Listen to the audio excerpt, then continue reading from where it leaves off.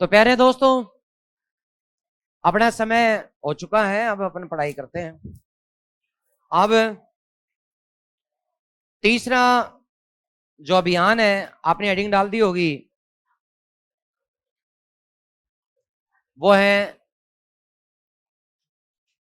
रणथंभौर विजय। रणथंभौर विजय, ये रणथंभौर विजय जो है, ये साफ सुन लें,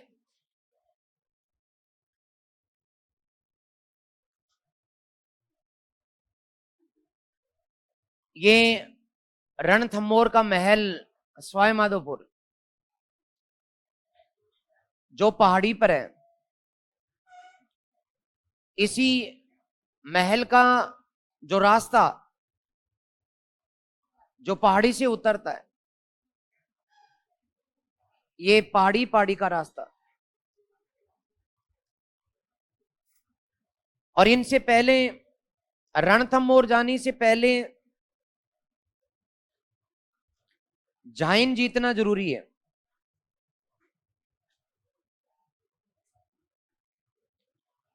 तो पहले उसने अपने भतीजे अकत खां एवं उलग खां को भेजा। इन्होंने जाइन का दुर्ग तो जीत लिया, परंतु रणथंभौर नहीं जीत पाए। अतः इसने, अलाउद्दीन खिलजी ने स्वयं आक्रमण किया। ये स्वयं आया, रणथंभौर दुर्ग घेर लिया। घेरा, लंबी घेराबंदी के बाद भी अंदर जो शासक है, चौहान शासक हमीर, उसकी पत्नी रानी रंगा और पुत्री पद्मा, इसके कुछ हमीरदेव के धोखेबाज व्यक्ति भी थे।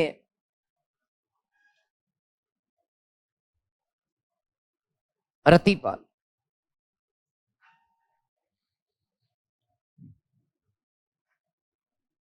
जब अलाउद्दीन खिलजी ने घेर लिया, एके एके ने घेर लिया, लेकिन जीत नहीं पाया, क्योंकि यहां के चढ़ाई के बाद के जो द्वार हैं, ये द्वार जो है ये खुल नहीं पाए। चढ़ाई, खड़ी पहाड़ी, चारों तरफ जंगल, एक ही पहाड़, बाकी सब पहाड़ कटे हुए, बीच में गहरी खाई। देखा होगा रणथंभौर के दुर्ग को आपने। तो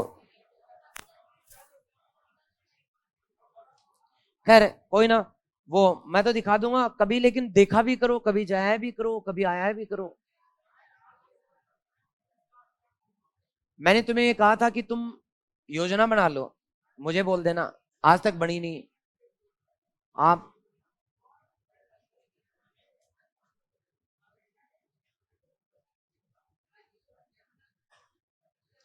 तुम बना करके बता दो। मैं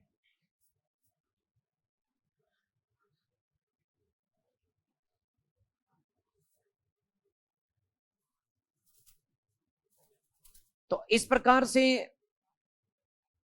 ये द्वार है, पहाड़ी के ऊपर है, चढ़ाई है, और हाँ मेन गेट। आप यदि उसका विहंगम दृश्य लो तो एक मिनट रुकना। ये जो पहाड़ी है वो आ ही नहीं रही, ये, हाँ ये वाला,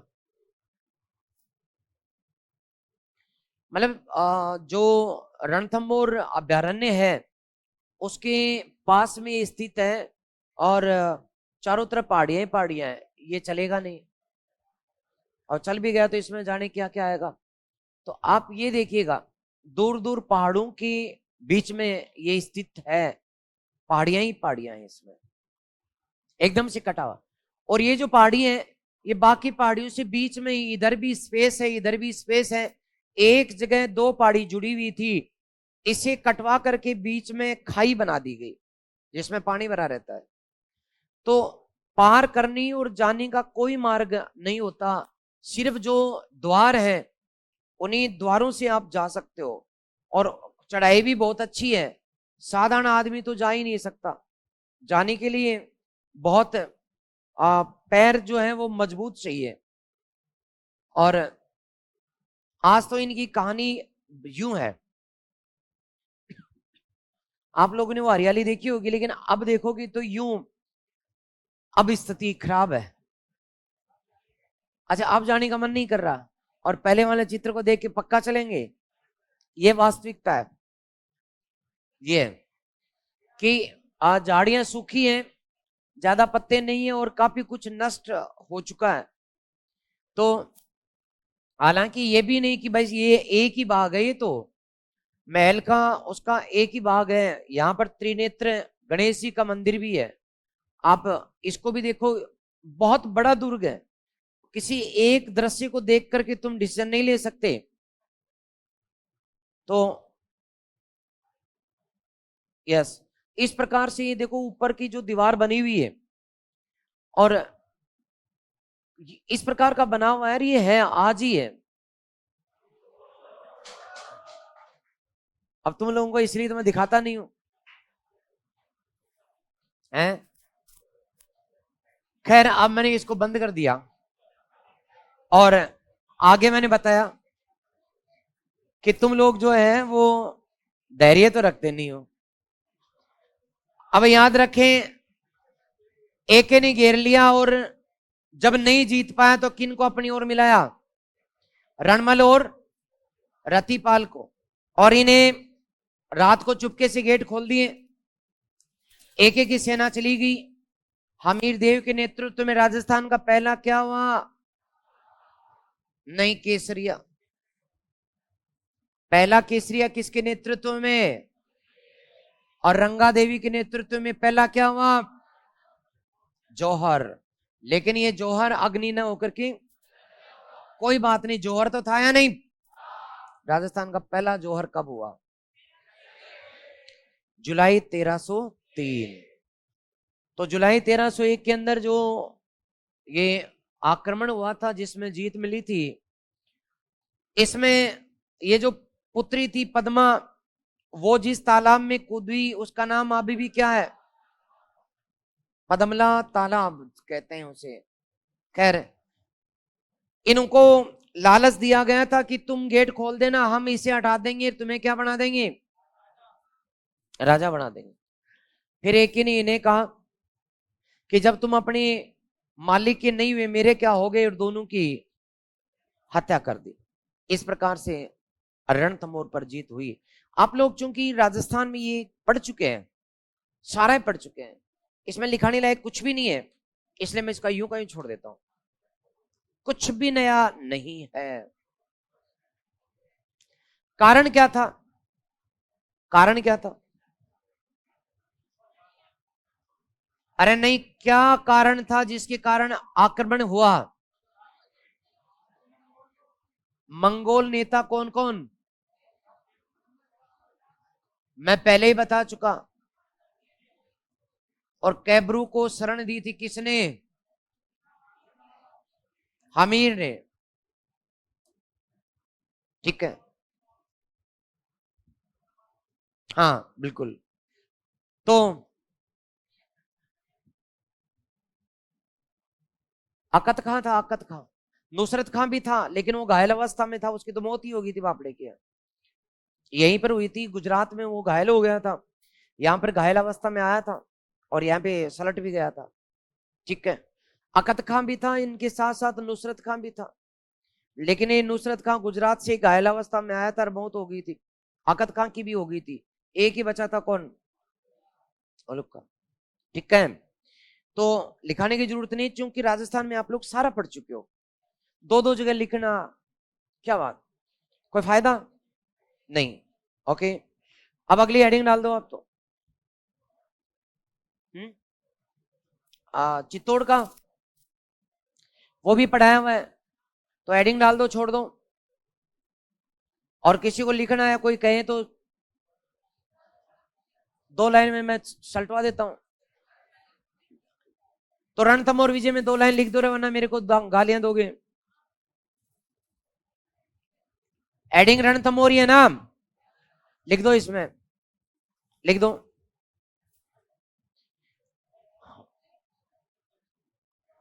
अरे 2 लाइन लिख दे रहे बावले, एक एक लिखो। इतनी देर में तो लिख देते, पीछे छोड़ जाता। एक के अलाउद्दीन खिलजी के विद्रोही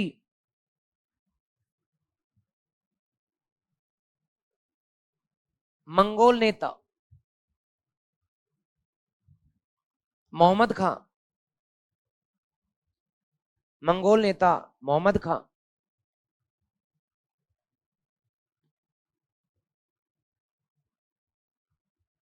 एवं कैबरू को शरण देने के कारण, कैबरू को शरण देने के कारण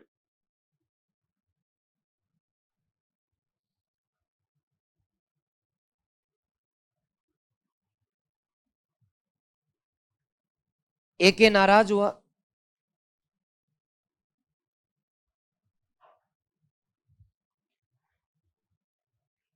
अकत खां, उलग खां, नुसरत खां,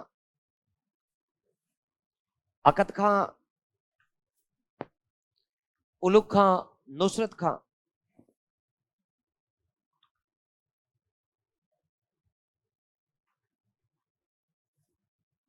अकत खां, उलग खां, नुसरत खां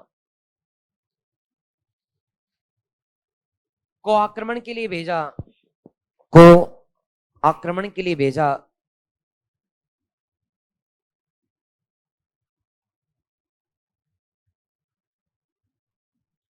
इन्होंने झाइन जीता, परंतु झाइन जीता परंतु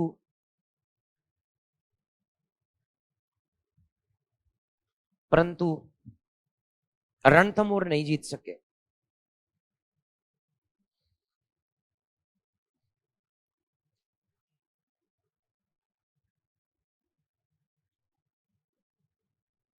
एके ने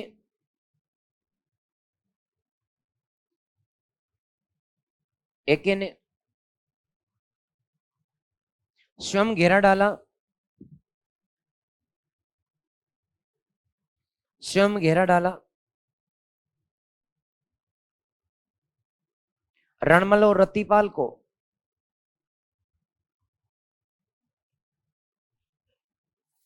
रणमल और रतिपाल को लालच देकर, रणमल और रतिपाल को लालच देकर अपनी ओर मिलाया।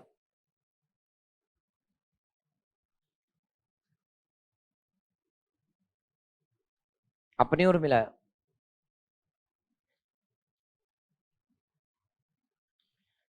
हमीरदेव के नेतृत्व में राजस्थान का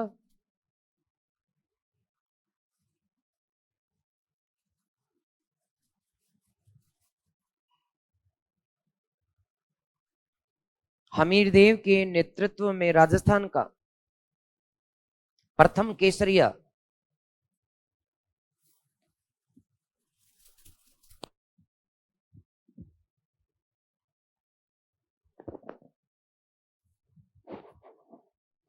एवं रंगा देवी के नेतृत्व में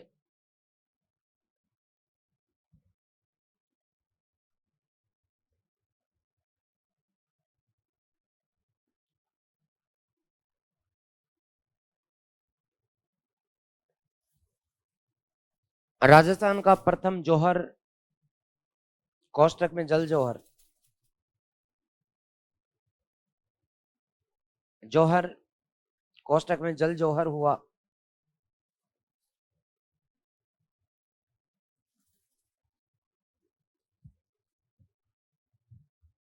जल जौहर हुआ। रणमल और रतिपाल को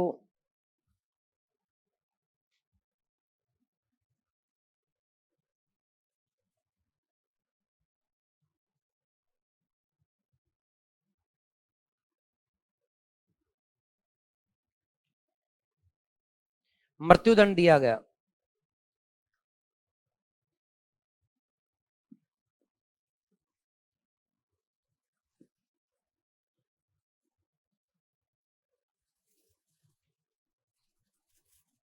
ओके,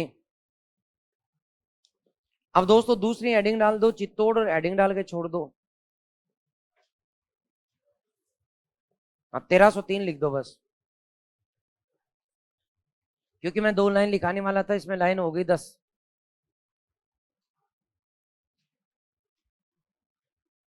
तो चित्तौड़ अभियान कोष्टक में लिख दो 1303।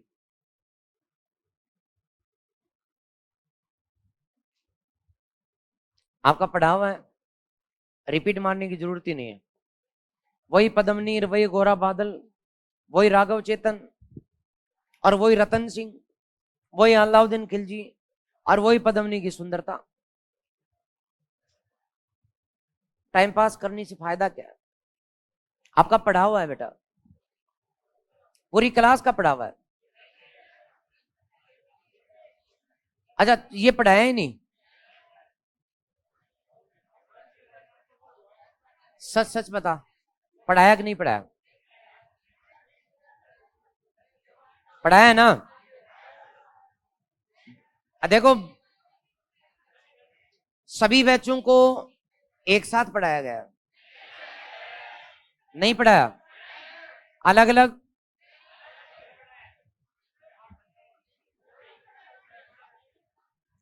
अच्छा तो भाई आप एक बात बताओ, जिनको नहीं पढ़ा है वो पढ़ लेंगे, डबल पढ़ने से फायदा क्या है?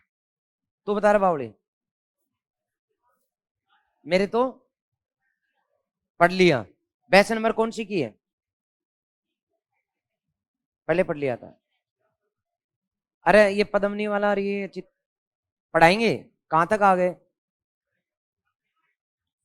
मेवाड़ शुरुआत हो गई ना? ओके,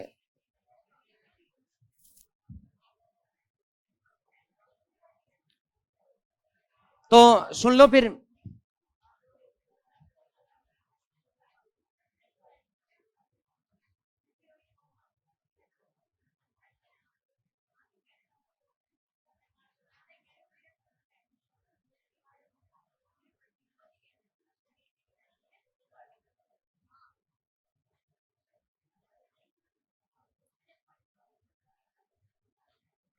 तो मान लो कि अलाउद्दीन खिलजी का अधिकार इस क्षेत्र पर है, इनके साथ साथ अलाउद्दीन खिलजी ने यह क्षेत्र भी जीत रखा। यहां तक अलाउद्दीन खिलजी का अधिकार है,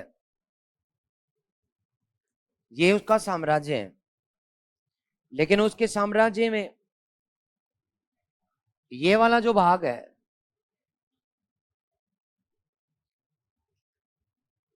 ये शामिल नहीं है।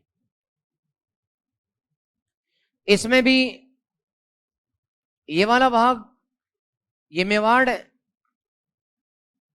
और ये जालोर, जालोर। अब उसे अलाउद्दीन खिलजी को पता है, क्या पता है?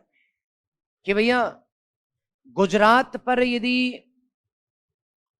मजबूती से नियंत्रण रखना है, तो इसका मतलब मुझे राजस्थान पर नियंत्रण रखना ही पड़ेगा। ठीक, इसलिए उसने राजस्थान को गुजरात के लिए कुर्बान कर दिया। अर्थात ये गुजरात, इस गुजरात पर यहां दिल्ली से आना है, ये दिल्ली, और दिल्ली से जाना है, ये दिल्ली। तो इसके लिए उसको मार्ग चाहिए, और ये मार्ग जो है वो राजस्थान होकर के आएगा। यदि राजपुताने पे नियंत्रण नहीं रहा तो गुजरात का मार्ग जो है वो बंद हो जाएगा। और इसी मार्ग पर इधर जालोर और इधर कौन है? मेवाड़। तो मेवाड़ पर आक्रमण की उद्देश्य क्या है, कारण क्या है? मेवाड़ पर जो एक आक्रमण हुआ उसका कारण क्या है? उसका है गुजरात मार्ग पर नियंत्रण जमाए रखना। तो ये तो है वास्तविक। दूसरा उसका कारण है साम्राज्यवादी महत्वाकांक्षा। साम्राज्यवादी महत्वाकांक्षा, ये दो कारण जो है ये है वास्तविक। लेकिन अब तीसरी एक बात है पद्मनी की, लेकिन ये बात जचती नहीं है ज्यादा, क्योंकि पद्मनी की कहानी वास्तविक नहीं है, काल्पनिक है। क्यों है? क्योंकि सबसे पहले पद्मनी की बात 1540 में मलिक मोहम्मद जायसी ने इसका उल्लेख किया। मलिक मोहम्मद जायसी ने इसका उल्लेख किया और इसका साहित्य है पद्मावत। और उसमें खुद ये कहता है कि मैंने जिस पद्मनी का उल्लेख किया, मैंने जिस अलाउद्दीन खिलजी का उल्लेख किया, मैंने जिस रतन सिंह का उल्लेख किया, मैंने जिस राघव चेतन का उल्लेख किया, वो पात्र है, यथार्थ नहीं है, काल्पनिक है। क्योंकि मलिक मोहम्मद जायसी कौन है? सूफी संत। वो प्रेम बताना चाहता है कि खुदा के प्रति, ईश्वर के प्रति एक मनुष्य का प्रेम कैसा होना चाहिए, वो प्रेम दिखाना चाहता है। और उस प्रेम को दिखाने के लिए उसने पद्मावती को बीच में लेकर आया कि प्रेम के दो रूप होते हैं। एक, ईश्वर से प्रेम करने के लिए लोग ढोंग करते हैं कि हम ईश्वर को चाहते हैं, उनका मार्ग सही नहीं होता। एक, ईश्वर को चाहने वाले लोग सदमार्ग पर होते हैं। जैसे यहां चाहत खुदा के लिए पद्मनी के रूप में, पद्मनी को चाहता तो रतन सिंह भी था, पद्मनी को चाहता अलाउद्दीन खिलजी भी था। रतन सिंह उस पद्मनी को पाने के लिए वेश बदलता है, राघव चेतन की सूचना पर, उस तोते की सूचना पर श्रीलंका जाता है, वहां कष्ट उठाता है, लेकिन पद्मनी से प्यार करता। उसने कहीं पर भी श्रीलंका पर अटैक किया क्या? उस प्रेम को, ईश्वरीय प्रेम को उसने राजा होते हुए भी, शक्तिशाली राजा होते हुए भी श्रीलंका से उसने प्राप्त किया। दूसरा प्रेम अलाउद्दीन खिलजी का उसी के प्रति, वो उसके लिए इतना नरसंहार करता है, पद्मनी को प्राप्त करना चाहता है। उसको पद्मनी मिली क्या? जब तक ईश्वर को आप सत्य मार्ग से नहीं चाहोगे, आपका मार्ग शुद्ध नहीं है, तो भले ही उसके लिए आप कितने ढोंग कर दो, कितने मंदिर मस्जिदें बनवा दो, वो ईश्वर आपको प्राप्त नहीं होगा, आपकी तीर्थ यात्रा। तो यहां सूफी संत खुद दो तरीके से ईश्वर की प्राप्ति और प्रेम की प्राप्ति को दिखाने का प्रयास कर रहे हैं। वो खुद आखिरी पेज पर लिखता है क्या सभी पात्र काल्पनिक है।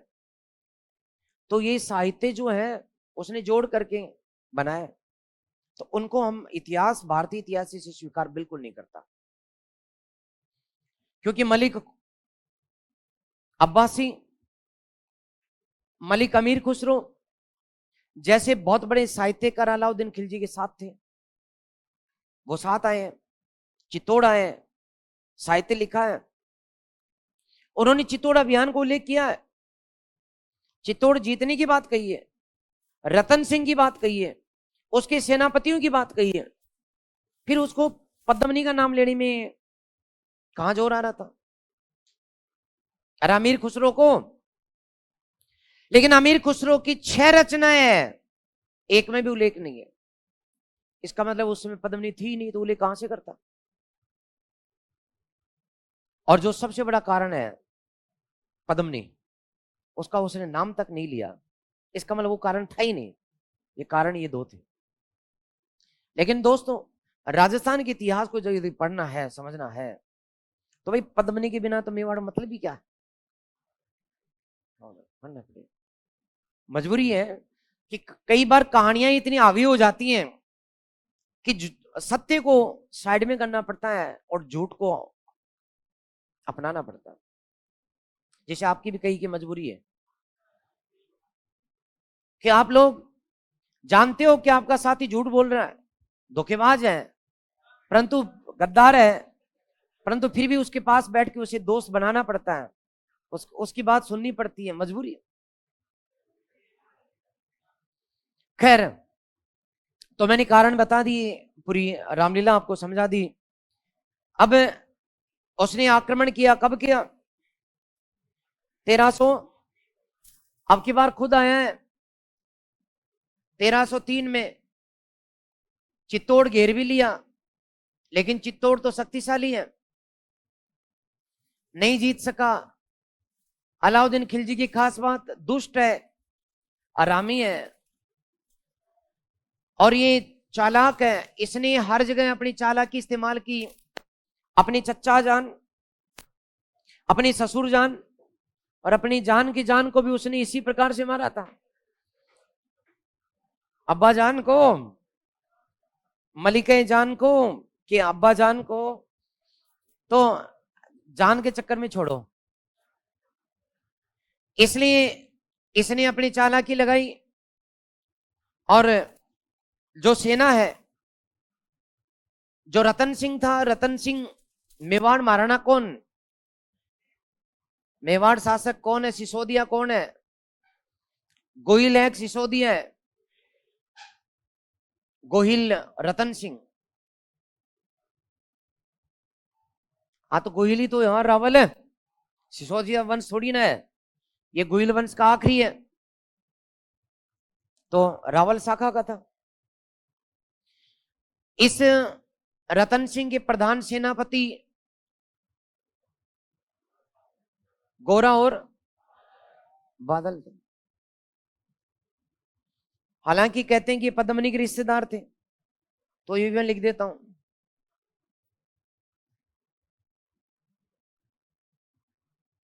तो बादल था चाचा या गोरा?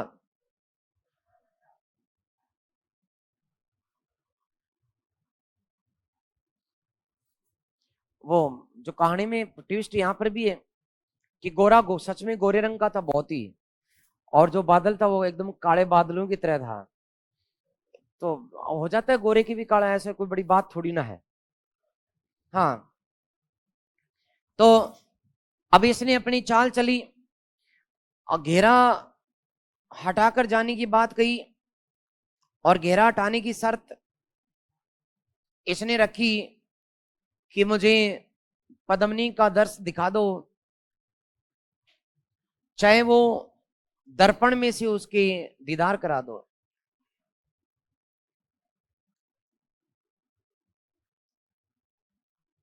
जिसको दुनिया इतनी खूबसूरत कहती है, खूबसूरती मेरा नशा है, बिना नशे के मैं जिंदा नहीं रह सकता, मेरी जाने की शर्त यही है, पद्मनी को दिखला दो।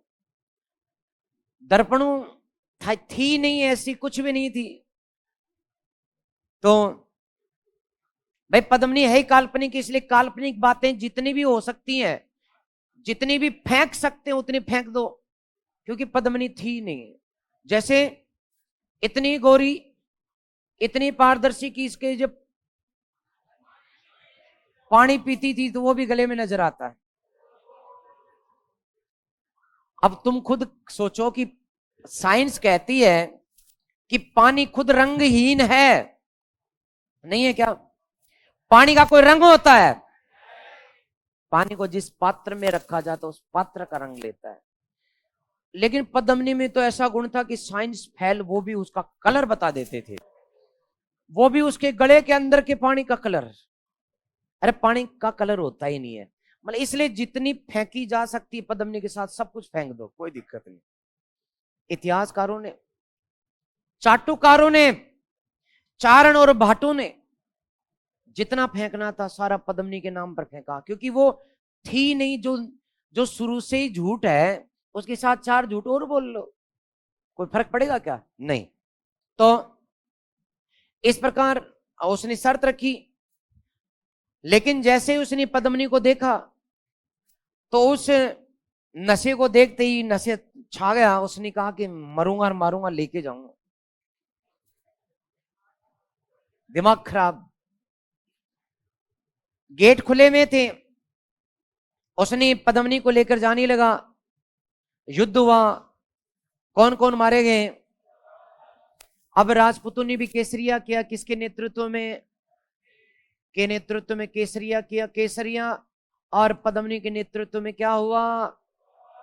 चित्तौड़ का प्रथम जौहर, प्रथम जौहर। इस प्रकार से चित्तौड़ का प्रथम शाखा कब हुआ? रतन सिंह सहित ये मारे गए, रावल शाखा समाप्त हो गई, रावल शाखा समाप्त हो गई। और ये जो दुष्ट था अलाउद्दीन खिलजी, इसने चित्तौड़ का नाम बदला। क्या कर दिया? इसका बेटा था खिज्र खां, उसको प्रभारी बनाया और उसी के नाम पर चित्तौड़ का नाम क्या कर दिया? खिजराबाद कर दिया। और वहां पर एक मस्जिद बनाई, और एक मस्जिद बनाई। तो चित्तौड़ की पहली मस्जिद कौन सी है बताओ? अल्लाही मस्जिद, चित्तौड़ की अल्लाही मस्जिद। तो ये खत्म है, इसे ज्यादा मैं बताऊंगा नहीं, क्योंकि मुझे कहानियों और चाटुकारिता पसंद नहीं है। जो काल्पनिकता है ना, वो काल्पनिकता ही रहेगी, उसमें चाहे जितनी पानी को कलर बता दो भले ही। जब आज तक साइंस पानी का कलर नहीं खोज पाई, तो राजस्थान के इतिहासकारों ने उसका कलर खोजा, तो खोजा कैसे? ये अमेरिका को, नासा को रिसर्च करना चाहिए राजस्थान के इतिहासकारों पर भी, कि यार ये पानी का कलर खोज लेते, वो भी किसी के गले के अंदर से।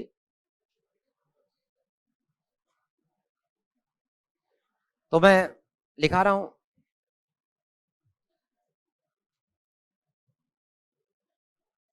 दिमाग तो बहुत है भाई। इन बच्चों को देखो तो कितने ही गम में डूबे हुए हैं, ज्ञान इतना कि मैं खुद चक्कर खा जाता हूं ये पढ़ करके।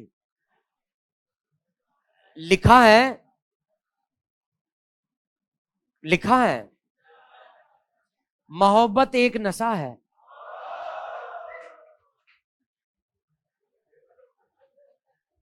मोहब्बत एक नशा है, परंतु जिसे पहले होश आ गया वो बेवफा है।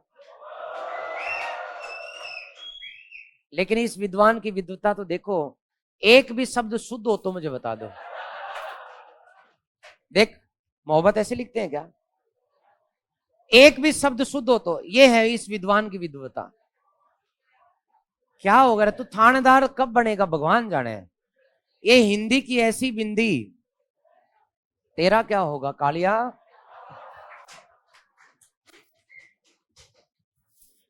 अब बताओ।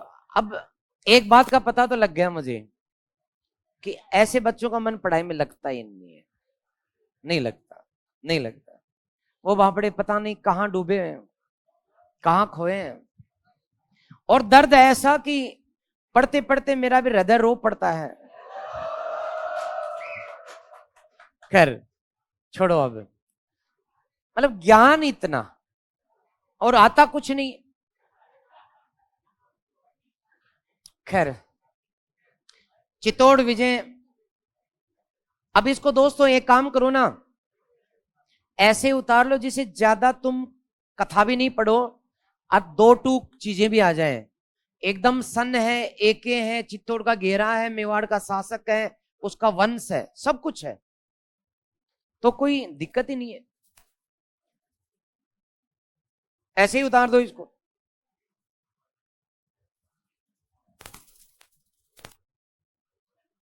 हाँ उतार दो, रावल शाखा। हाँ अच्छा, एक मिनट रुको, फिर रुको। यहां से उतारोगे मेवाड़ एक एक, और कारण से उतारोगे ये कारण, ये भी लिखोगे, ये पूरा लिखोगे।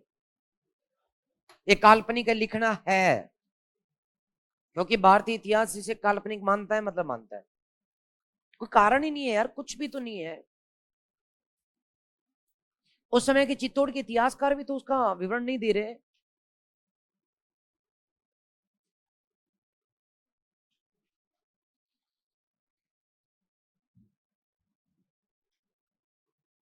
यदि जरा सा भी सच होता तो कुंभा के अभिलेखों में पद्मनी का नाम जरूर होता, नहीं है। रतन सिंह का क्यों है?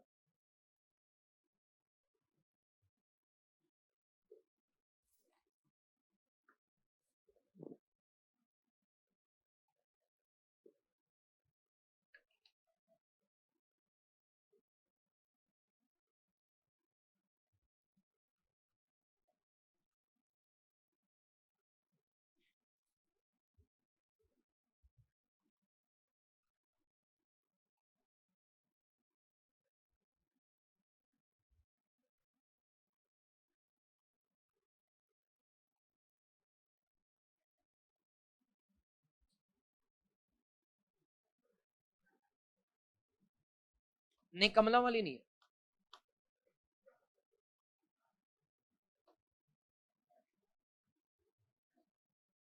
नहीं, विश्वास करी मत ना।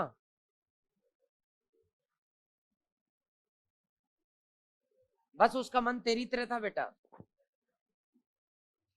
वो राजा था, तू बेबस है।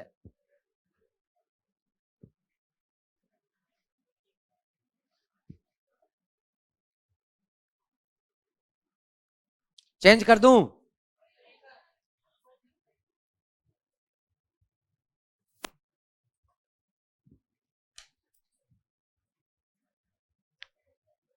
हाँ जी, देखो, गुजरात मार्ग पर नियंत्रण करना चाहता था। साम्राज्यवादी महत्वाकांक्षा। हर साम्राज्यवादी शासक जो है वो क्या चाहता है? अपनी महत्वाकांक्षा ज्यादा से ज्यादा जीतना। जैसे आज चीन को देख लो, वो हर देश से कुछ ना कुछ जीतना चाहता है।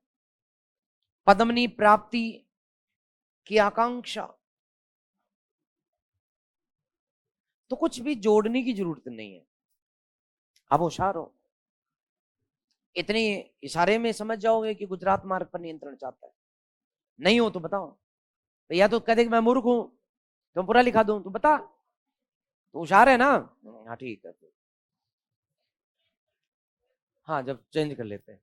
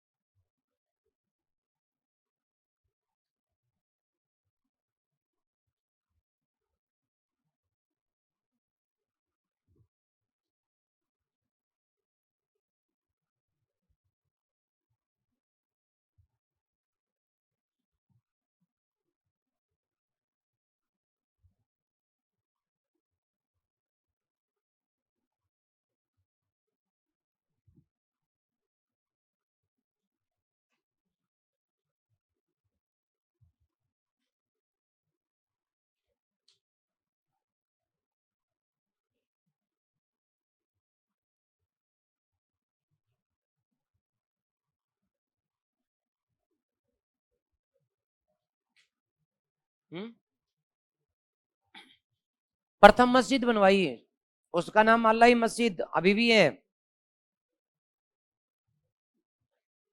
अल्लाही मस्जिद, अलाउद्दीन को अल्लाह ही बोलते हैं, अल्लाह, अल्लाह के अल्लाह ही।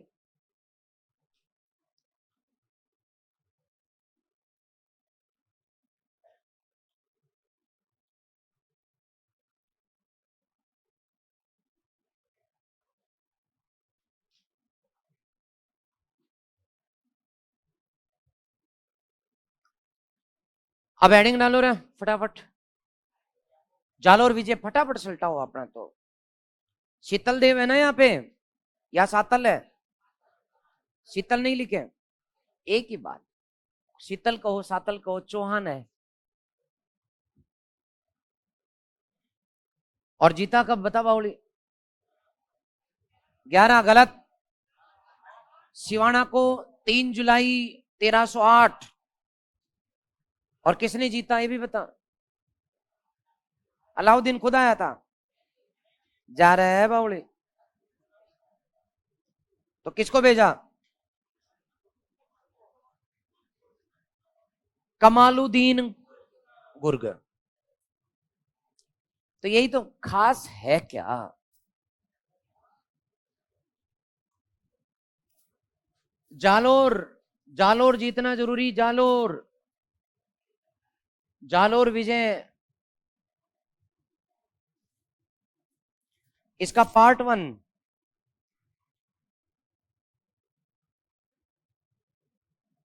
पार्ट 1, ये जो राजस्थान है,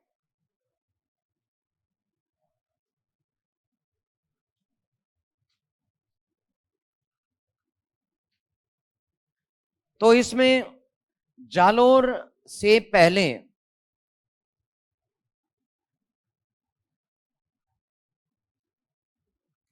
इससे पहले वर्तमान बाड़मेर के क्षेत्र में यहां सिवाना, ये प्रदेश जालोर में आता था। नाम क्या था? सिवाना।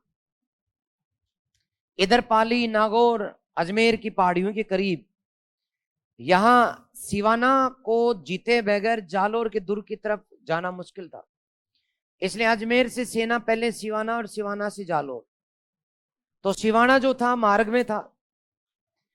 और तो सबसे पहले सिवाना विजय पार्ट 1 में, फर्स्ट में सिवाना विजय। और सिवाना विजय जो हुई, यहां जालोर का राजा कौन है? कान्नड़ दे, चौहान। और सिवाना में कौन है?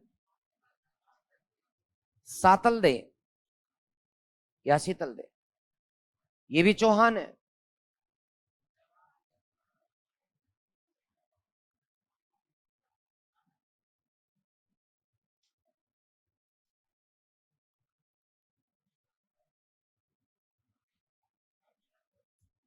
ओके, ये लो सातल देव। तो शीतल देव था वैसे भारतीय इतिहास में, लेकिन राजस्थान में शीतल को सातल बोलते हैं, बोल दो अपने को, क्या दिक्कत है? तो ये सातल देव था। अब सिवाना के लिए 1308 में अलाउद्दीन ने कमालुद्दीन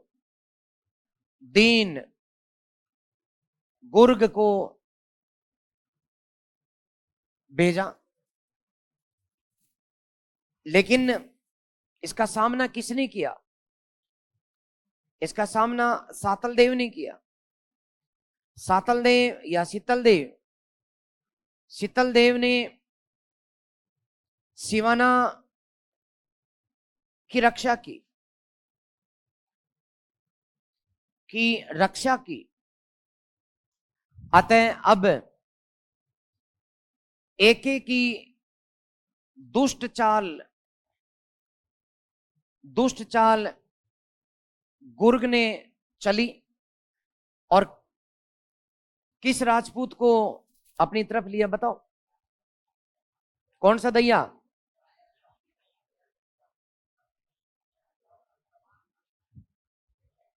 अरे बावला था कि बीका दैया था?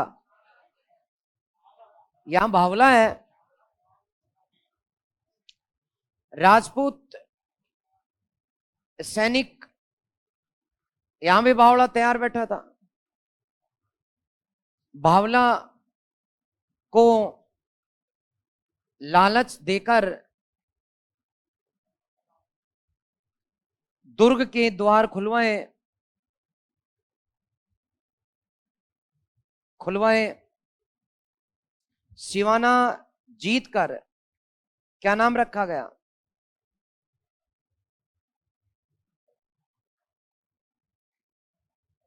एके ने साम्राज्य में मिलाया।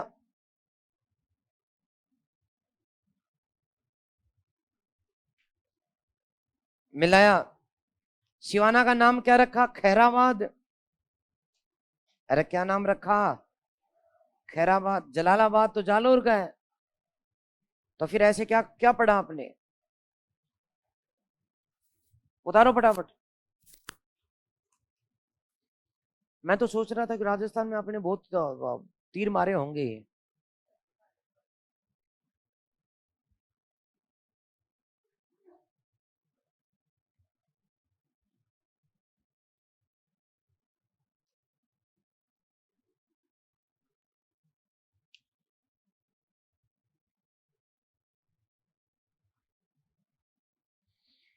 इसलिए कहते हैं कि मध्यकाल ब्लैक क्वेश्चन एक आध ही आता है, लेकिन पढ़ना बहुत जरूरी है। जो राजस्थान, जो मध्यकाल को समझ आता है वो राजस्थान को समझ आता है। राजस्थान का इतिहास, कला, संस्कृति को मध्यकाल पढ़े बगैर नहीं समझ पाओगे। हाँ जी।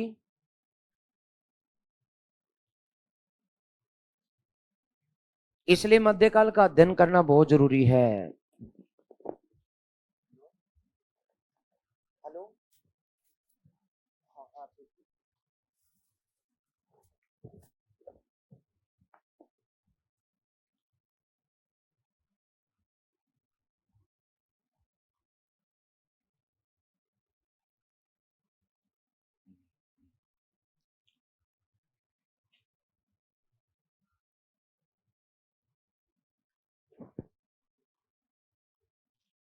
बेटा खांसी हो रही है?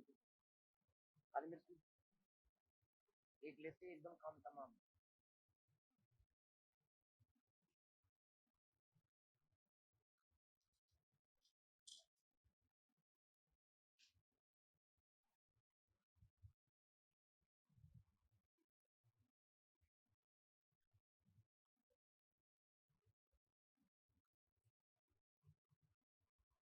मैं तो सोच रहा था कि राजस्थान वाले छोड़ दूंगा मैं। चित्तौड़, रणथंभौर, जालोर, और अब तक मैं दक्षिण भारत की विजय करा देता, खत्म करा देता अलाउद्दीन खिलजी को। लेकिन अब कल खत्म हो गए, एक दिन बढ़ गया। हाँ ये बात। हाँ तो अरे बैग पैक क्यों कर रहे हो अभी? टाइम थोड़ी ना हो गया। मैं सोच रहा हूं कि तुम कहो तो 10 मिनट में जालोर भी टिका दूं मैं। नहीं। ओके दोस्तों, आज हमने इस प्रकार से इतना सा पढ़ा, तो आप सब ने इतनी प्यार से मुझे सुना, तो आप सभी धन्यवाद के पात्र हैं। Thank you very much. नमस्कार।